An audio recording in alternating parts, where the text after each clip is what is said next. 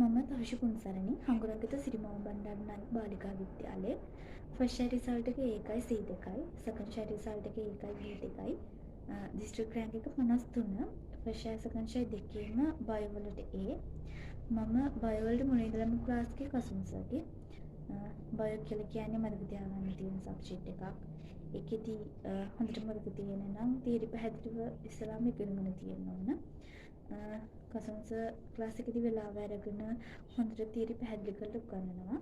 Paper class එක ගත්තොත් හැම සතියෙම මොඩල් පේපර් එකක් ලියන්න දෙනවා. ඒක බලලා මාක් කරලා ලකුණු දෙනවා. ඒකෙන් පේපර් එකක් ලියද්දී අපෙන් වෙන අඩුපාඩු ටික හදාගන්න පුළුවන්.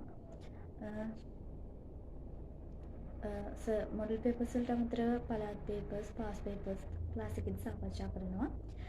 ඉතින් ක්ලාස් එකේ දිගටම ඉන්න කෙනෙකුට බයෝ වලට හොඳ රිසල්ට් එකක් ගන්න පුළුවන්.